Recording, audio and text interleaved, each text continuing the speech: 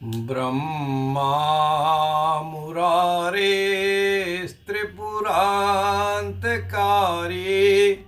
भानुः शशि भूमिसुतो बुधश्च गुरुश्च शुक्रः शनिराहुकेतवः सर्वे ग्रहा शान्तिकरा भवन्तु।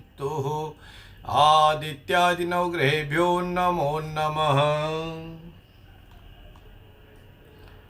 मित्रों, आज प्रातः काल फाल्गुन मास के कृष्ण पक्ष की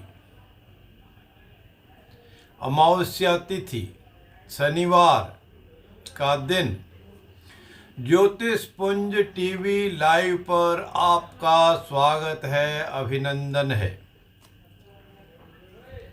कुछ मित्र जुड़ चुके हैं, कुछ जुड़ने की प्रक्रिया में हैं, वह कुछ अपने तरह से संबोधन कर रहे हैं। मित्रों, सभी को प्रणाम।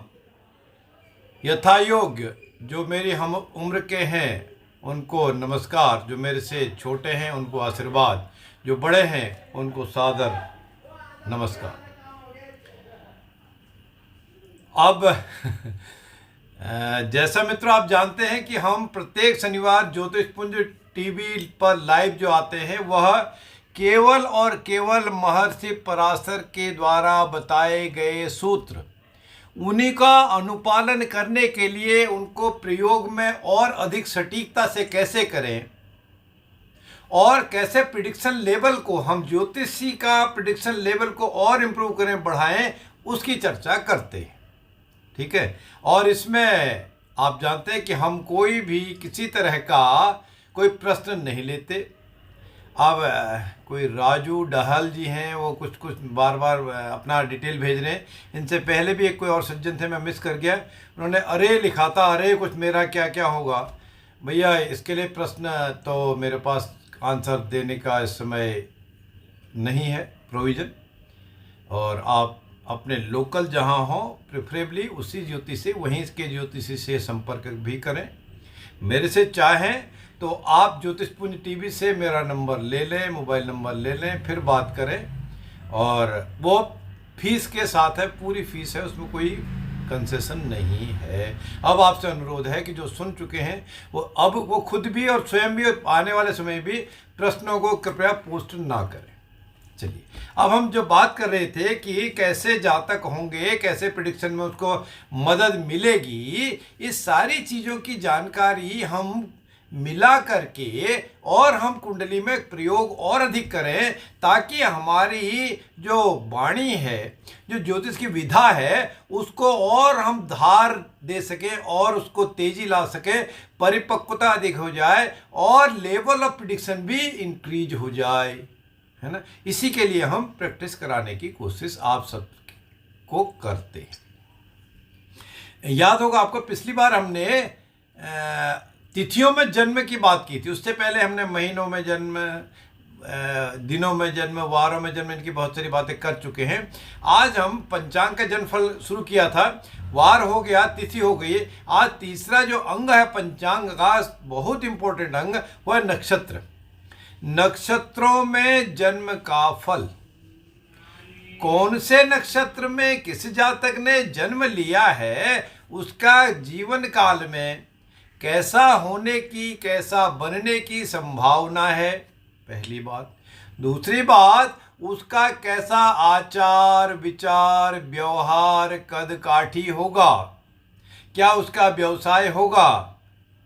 इन सारे चीज़ों को मिलान करके हम प्रेडिक्शन लेवल बढ़वाने की और इसमें एफर्ट्स करते हैं। हाँ, यह तो आप सभी जानते हैं कि भैया जिस भी शरबत में, जिस भी लस्सी में, जिस भी पेय पदार्थ में जितनी मिठास घोल दी जाएगी, जितनी अधिक क्वांटिटी डाल दी जाएगी, उतना ही अधिक वो स्वादिष्ट होगा और उसकी मिठास बढ़ जाएगी। हाँ, यह हो सकता है कि बहुत अधिक चीनी डाल देने के बाद लस्सी में अल्टीमेटली लस्सी का तो स्वाद ही ना रहे, चीनी चीनी रह जाए, उसके केस में तो हो सकता है, लेकिन यह जो ज्योतिष की विधा है, इसमें आप विद्या रूपी चीनी को, मिठास को जितनी बढ़ाएंगे, उतना आपका ये ब्रेन का लेवल, परिपक्वता का लेवल और अधिक बढ़ जाएगा। आपकी वाणी में साक्षात सरस्वती माता का निवास भी, और निवास का समय भी बढ़ता जाएगा। और महर्षि पराशर द्वारा जो सूत्र बताए हैं, उनका सूत्रपात करने में आपको और अधिक आसानी होगी। तो इसीलिए हम इन सूत्रों को प्रतिपादित करते हैं, इन्हीं सूत्रों को प्रयोग करते हैं, आपको प्रयोग करने की विधि भी बताते हैं, और साथ ही साथ यह भी अलर्ट करते हैं, यह केवल एक ही अंग से फाइनल बात नहीं है। उसके लिए आपको उस जातक जातिका की कुंडली भी विचार करनी होगी, कुंडली के और सूत्रों को भी ध्यान में रखना होगा। चलिए अब हम नक्षत्रों का जन्मफल की बात करते हैं। यह तो मुझे उम्मीद है कि जो ज्योतिषी मित्र हैं वह, अब देखिए फिर कोई जरा पूछ रहे सेकंड हस्बैंड कैसा होगा, उसका क्या होगा, क्या पता नहीं क्या कहते हैं, तो वो इंग्लैंड में होगा, पाकिस्तान में होगा। मित्रों आप सुन रहे हैं तो आपसे अनुरोध है कि आप मेरे पर कांटेक्ट करें फीस के साथ, फ्री में नहीं, और इस पर आप अननेसेसरी पोस्ट ना करें।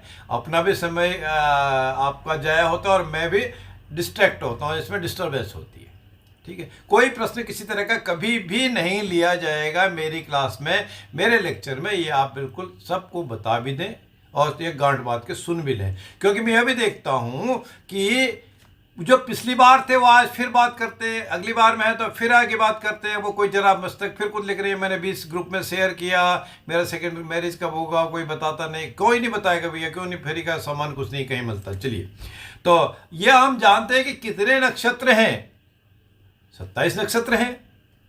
हाँ, कुछ विद्वान 28 भी प्रयोग करते हैं, मैं भी प्रयोग करता हूँ, 28वां नक्षत्र भी है जिसको अभिजीत नक्षत्र कहा जाता है, और वह जन्म के लिए अभिजीत नक्षत्र भी उपस्थित हो सकता है, लेकिन जनरली सामान्यतया अभिजीत नक्षत्र को अभिजीत मुहूर्त के लिए प्रयोग किया जाता है, और वह नक्षत्र प्रत्येक रविवार के दिन दोपहर मध्याह्न काल में वह अभिजीत मुहूर्त होता है। गुरु नानक देव जी ने वह किसी भी कार्य की संपन्नता के लिए अभिजीत मुहूर्त बताया था, उसमें आप कुछ भी काम करें उसकी संपन्न होने की संभावना बहुत अधिक बढ़ जाती है।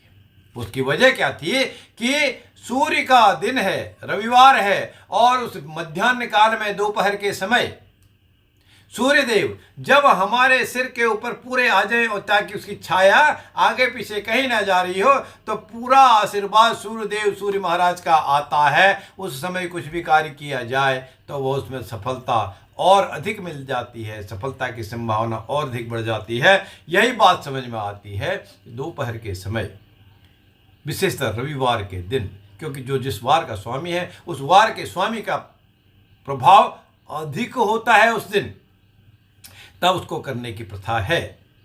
और अन्यथा 27 नक्षत्र हैं। अब ये 27 नक्षत्र अश्विनी से लेकर रेवती तक, पहला नक्षत्र अश्विनी और 27वां नक्षत्र रेवती। हाँ, कुछ प्रथा इस तरह की है, जब काउंटिंग करते हैं, गिनती करते हैं, तो तीसरे नक्षत्र से भी शुरू करते हैं, कृतिका नक्षत्र।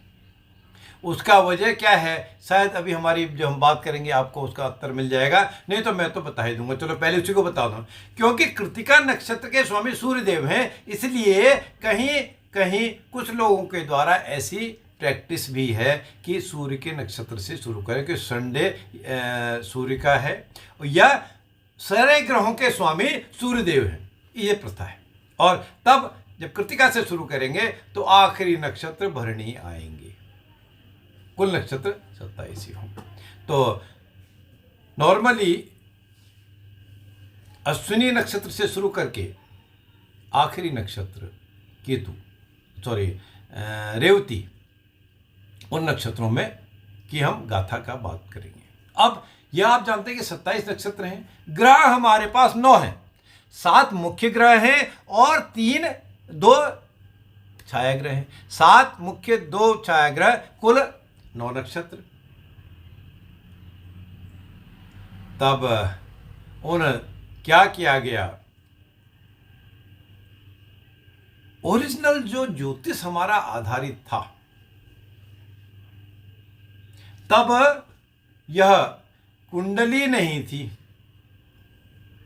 केवल नक्षत्रों की गणना से विद्वान गणितज्ञ देश की स्थिति, समय की स्थिति, गर्मी सर्दी बरसात की स्थिति, अकाल की स्थिति, भूख की स्थिति, युद्ध की स्थिति, भूकंप की स्थिति, बाढ़ की स्थिति, अर्थात बहुत सारी चीजों के बारे में जानकारी प्राप्त कर लेते थे। और वो नक्षत्रों को कैसे देखते थे, अपनी, तब कोई दूरबीन नहीं थी, अपनी नंगी आंखों से देखते थे। भृगुतारा अगर आपने देखे हो, सब उत्तर दिशा में सबसे चमकीला तारा और वह स्थिर रहने वाला तारा और भृगुतारा है, वो अभी भी हम भी देख पाते हैं उसे, है ना। तो इस तरह तब जो था केवल तारों से, सितारों से ही देखकर ही गणना की जाती। अब इस गैलेक्सी में, इस ब्रह्मांड में अनगिनत तारे हैं, क्या हम गिन सकते हैं? मेरे ख्याल से तो नहीं।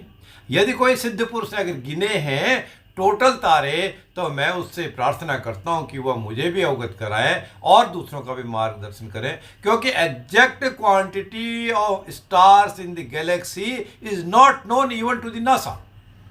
आज के समय में भी नासा को भी एग्जैक्ट कितने तारे हैं उनकी जानकारी नहीं है, गणना कर पाना मुश्किल है, कहने का मतलब ये था। चलिए, तब जब बारंबार अनेकों बार उन तारों को देखा गया गैलेक्सी में, ब्रह्मांड में, जिनका स्वरूप एक सा था, लगभग मिलता जुलता था, तब उनको ऋषियों ने, मुनियों ने और महर्षि पराशर जी के आशीर्वाद से, उनसे सलाह से, उनके ज्ञान से, दिव्या भट्टाचार्य आप तो बहुत बार पोस्ट कर रहे हो, आप बात सुनते ही नहीं हो, आप प्रश्न मत पोस्ट करो, कोई आंसर इसमें अवेलेबल नहीं है ना। और फीस के साथ आप आंसर दो, बात करो, चाहो तो आप बात करो ज्योतिषपुंज टीवी से मेरा नंबर लेके।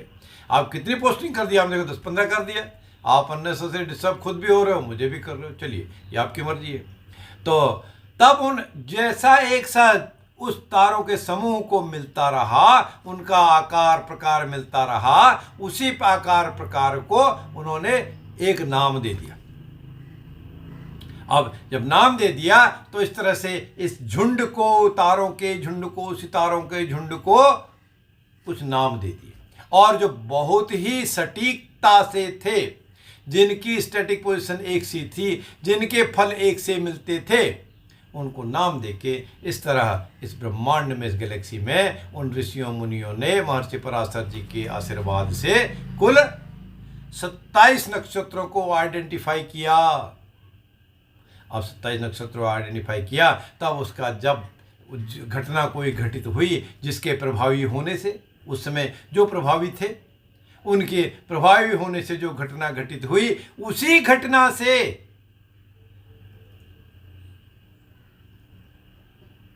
उसी की घटना होने से चेतना सैनी भी बात कर रही हैं, कोई मैसेज दे रही हैं। चेतना, आप मुझे व्हाट्सएप कॉल कर सकते हो इंग्लैंड से, ठीक है। और तब वो घटना घटित होने से,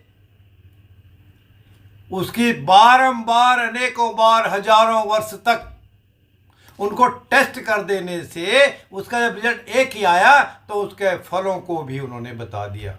मैं हजारों वर्ष जब कह रहा हूं तो आपको थोड़ा सा अटपटा सा लग सकता है,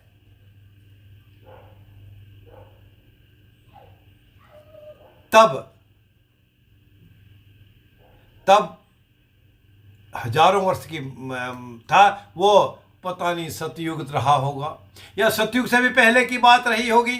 तब सामान्य इंसान की भी जिंदगी पता नहीं कितने हजारों वर्ष थी, और ऋषि मुनियों का तो अपनी इच्छा थी, वो अपनी इच्छा के अनुसार ही देह को धारण करते थे, देह को त्याग करते थे। इसलिए जब इतने लंबे समय तक उन्होंने शोध किया, अनुसंधान किया, बारंबार अनेकों बार उसको प्रैक्टिकल करके देखा, तब फिर एक नियत सी चीज देखी। अब क्या हुआ, उसको उसने घटित करते हुए देखा, 20, 22, 23, 24 घंटे में उसका प्रभाव कम हो जाता है। जो नक्षत्र 27 नक्षत्र उन्होंने आइडेंटिफाई किए थे, उसका प्रभाव कम होने लग गया। फिर दूसरे नक्षत्र का प्रभाव आने लगा, और फिर वही कुछ समय तक उसका प्रभाव की उन्होंने गणना की। फिर कुछ समय के बाद वो रिपीट होने लगा, और वो अल्टीमेटली देखते रहे, एक के बाद एक, एक के बाद एक के बाद दूसरा, तीसरा, चौथा, पांचवा, इस तरह 27 नक्षत्रों का प्रभाव बदलता रहा। 20-22 घंटे के बाद, 24 घंटे के बाद, 28 घंटे के बाद, तब उन्होंने एक संकल्प लिया, बताने के लिए, ज्ञान को प्रचारित करने के लिए, प्रसारित करने के लिए, और हम आप जैसे जो इस कलयुग के समय में भी उसका प्रयोग कर रहे हैं। तब उन्होंने एक थंब रूल दे दिया, एक आदेश स्वरूप एक ज्ञान की परिपाटी बता दी, लकीर खींच दी, यस ऐसी संभावना है। इसीलिए मित्रों, जो पंचांग का ज्ञान रखते हैं, जो ज्ञान रखते हैं, बात कर रहा हूं, आपसे अनुरोध भी है, विशेषतः जो ज्योतिष का कुछ भी बात करते हैं, जो भी जानते हैं, ज्योतिष का जे भी जानते हैं, उनसे अनुरोध है कि पंचांग का ध्यान जरूर रखें। बिना पंचांग यदि आपने शुरू नहीं किया तो ज्योतिष तो आगे नहीं बढ़ता है। बेस ही, जड़ ही पंचांग है। तब पंचांग क्या है? 5 अंग, 2 अंगों की हमने बात कर ली, वार और तिथि की बात कर ली। आज हमने आज से नक्षत्रों की बात शुरू की है, फिर उसके बाद योग है और करण है। वार, तिथि, नक्षत्र, योग, करण, तो इनके बारे में जानना जरूरी है, इनका मिलान कुंडली में करना जरूरी है। तो बात जो क्या हुआ, वो हर 20, 22, 25 घंटे में स्थिति बदल रही थी, तो उनको बारों बार, फिर हजारों वर्ष तक उनका सीक्वेंस देखने के बाद उन्हीं ग्रह नक्षत्रों को उसी सीरियटम में डाल दिया कि बस अब 1 आ रहा है तो 2 ही आएगा, 3 ही आएगा, 4 ही आएगा। इसी तरह घड़ी का भी आविष्कार हुआ, और घड़ी से मतलब है समय का भी आविष्कार हुआ। इसी तरह वारों का भी आविष्कार हुआ। किसके द्वारा किया गया? उन्हीं ऋषियों मुनियों के द्वारा। हम आप तो उसका फल को भोग रहे हैं।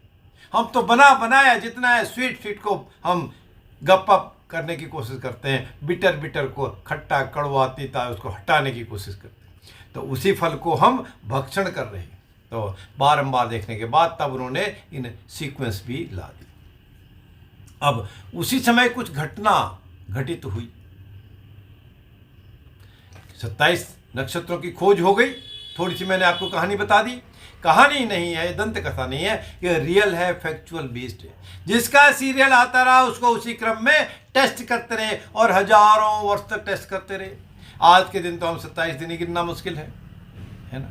आज क्या था, कल पता नहीं, कोई याद नहीं रखता। पंचांग इसलिए जरूरत है, आप भैया नोट करो कब नक्षत्र चेंज हो रहे हैं। एक दिन में माना गया है, एक दिन में कभी कभी अतिचारी हो जाते हैं तो 17-18 घंटे में भी बदल जाते हैं। कभी वो टाइम को एक्सटेंड कर लेते हैं, 24 घंटे के बजाय 26, 27, 28 घंटे भी कभी कभी चले जाते हैं। जैसे तिथियों की बात हमने की थी, तिथियां भी कम अधिक हो जाती हैं, तिथियां 6 भी हो जाती हैं। तो हम बात कर रहे थे इसी क्रम की टेस्ट करने के बाद। अब 27 नक्षत्र थी। कुछ विद्वानों को फिर शंकाएं होने लगी, जो एग्जैक्ट नहीं पहुंच पा रहे थे, नहीं उसका आकलन कर पा रहे थे। हमने जान दिया अश्विनी महाराज हैं, अश्विनी नक्षत्र हैं, और इनका तो ये कैरेक्टर है, ये बिहेवियर है, ऐसा फल होने की संभावना है।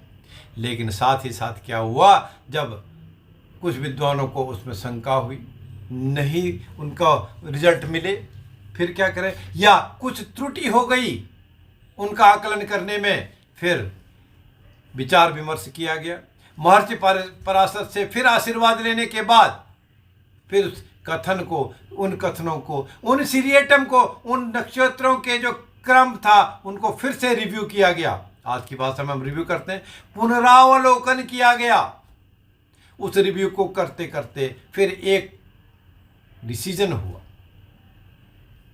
क्या डिसीजन हुआ कि अब इनका एक एक समूह बना दिया जाए, अर्थात एक जिस जिस ग्रह के कुछ कैरेक्टर, कुछ विचार, व्यवहार, आचार, फल मिलते जुलते हों, या किससे मिलते जुलते हों, उन 9 ग्रहों में से सूर्य, चंद्र, मंगल, बुध, गुरु, शुक्र, शनि, राहु और केतु, 7 मुख्य ग्रह, दोनों छाया ग्रह, इनसे जिनका विचार मिलता रहा, जिनका व्यवहार मिलता रहा, जिनकी शकल सूरत मिलती रही, या जिनका गुण अवगुण दोनों मिलते रहे,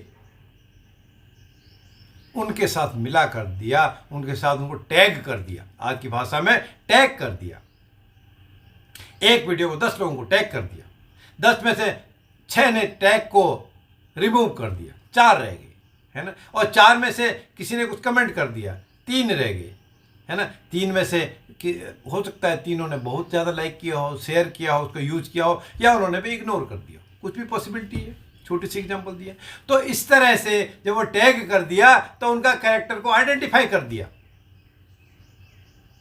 और इस तरह देखा कि 3-3 ग्रहों, 3-3 नक्षत्रों का कैरेक्टर लगभग जब मिलता रहा तो एक पर्टिकुलर नक्षत्र के साथ, एक पर्टिकुलर नक्षत्र के साथ दूसरे का मिलान, तीसरे का निलान, जो 3 इकट्ठे लगभग एक से मिलते रहे, या अधिकांश उसके कार्यकत्व मिलते रहे, चाहे उनके नक्षत्रों के आपस में गुण दोष मिलते रहे हों, या उन ग्रहों के गुण दोष मिलते रहे हों, तो उन ग्रहों को उन 3 नक्षत्रों का स्वामी बना दिया गया।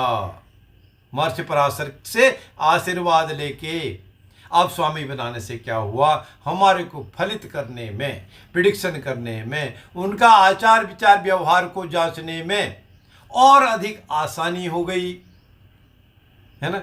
अभी तो 27 थे, अब 3 को इकट्ठा कर दे गया। पहला नक्षत्र केतु महाराज, 3 नक्षत्रों का स्वामी केतु को बना दिया गया। उन नक्षत्रों के स्वामी जिसको केतु का स्वामी, केतु को जिनका स्वामित्व दिया गया, उनके आचार विचार व्यवहार लगभग मिलते रहे, फिर हमको प्रिडिक्शन करने में आसानी हो गई। और यही बात अक्षरशः सही है आज के समय भी।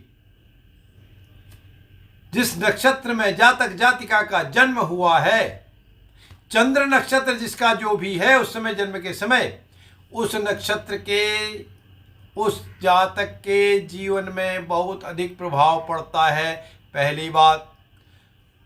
दूसरा, उस नक्षत्र के स्वामी का भी विशेष विशिष्ट प्रभाव उस जातक जातिका की कुंडली के को आप अगर आकलन करते हैं, प्रभाव आपको मिलेगा। इसी तरह हम मिलान करते हुए, इनको कोरिलेट करते हुए बहुत सी बातें खुद ही और हम अपने आप में इम्प्रूव कर सकते हैं, बढ़ा सकते हैं, प्रयोग कर सकते हैं। कोई मैडम सतनाम कौर जी हैं, वो क्वेश्चन मार्क लगा रही हैं, आप कुंडली देखते हैं? मैडम बिल्कुल कुंडली देखते हैं। आप नंबर 9818885137 98158837 पर बात कर सकते हैं। अभी तो मैं लाइव हूँ, लाइव के बाद हाँ, बात आपसे रिक्वेस्ट है तभी करें कि आपके पास बर्थ डिटेल भी हो, आप यदि पॉसिबल हो मेरे से मिलने की संभावना हो। मैं नोएडा में रहता हूँ, दिल्ली के पास में, तो और अधिक बात है। और सबसे बड़ी बात कि दक्षिणा के साथ है, फीस के साथ है, फ्री का काम नहीं है। चलिए, अब और डिस्टर्ब नहीं हो, क्योंकि अभी कुछ लोग ऐसे हैं जिनको मना करने के बाद भी वो फिर रिपीट कर रहे थे। मैं देख रहा पिछली बार भी थे, तो उसको हम छोड़ देते हैं। चलिए, क्योंकि हमारा ये जो बात है इसको डिस्ट्रैक्ट होते हैं। मैडम अब अगर आप लाइव पर नहीं देखते, आप बार बार क्वेश्चन ना करें, अब इसके बाद मैं आंसर नहीं दे पाऊंगा, ठीक है। तो उसके बाद उनका कैरेक्टर जब जांचा, उस नक्षत्र का भी मिलान कर दिया। मिलान किससे किया? मिलान किया उस जिसका स्वामित्व दिया गया था ग्रह से, उनके गुण दोष लगभग मिलते रहे। तब उसके बाद मिलान करते हुए परिपक्वता की स्थिति जब आई, तब उसको हमने प्रिडिक्शन में और अधिक यूज करना शुरू किया।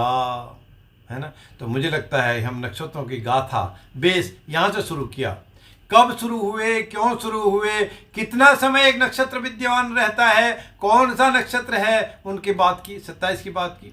अब प्रत्येक नक्षत्र की गाथा का गुणगान करने के लिए आपको फिर अगले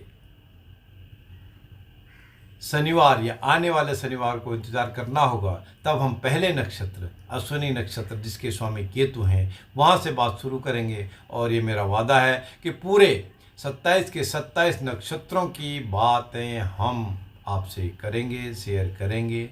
और एकेडमिकली विशेषतः जो मित्र ज्योतिषी हैं, ज्योतिष विद्या में रुचि रखते हैं, रुझान रखते हैं, उनको ये मेरी बातें और भी अधिक अच्छी लगेंगी, सफल होंगी, सुफल होंगी।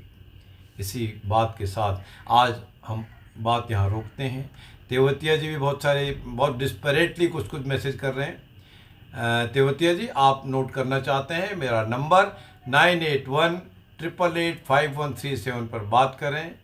यदि कोई ना भी मित्र नोट कर पा रहा हो तो ज्योतिषपुंज टीवी प्राइवेट लिमिटेड से भी, जिसके थ्रू यह ब्रॉडकास्ट हो रहा है, उनसे भी आप संपर्क करके नंबर ले सकते हैं और मेरे से बात कर सकते हैं, बशर्ते फीस आप एडवांस में मुझे पे करेंगे तभी। चलिए, अब आने वाला दिन आज से इस समय से 9:30 का लगभग समय हो रहा है आपके लिए, और सुखकारी हो, गुणकारी हो, सफलता देने वाला हो। इन्हीं शब्दों के साथ जय राम, जय जय श्री राम, जय जय श्री राम।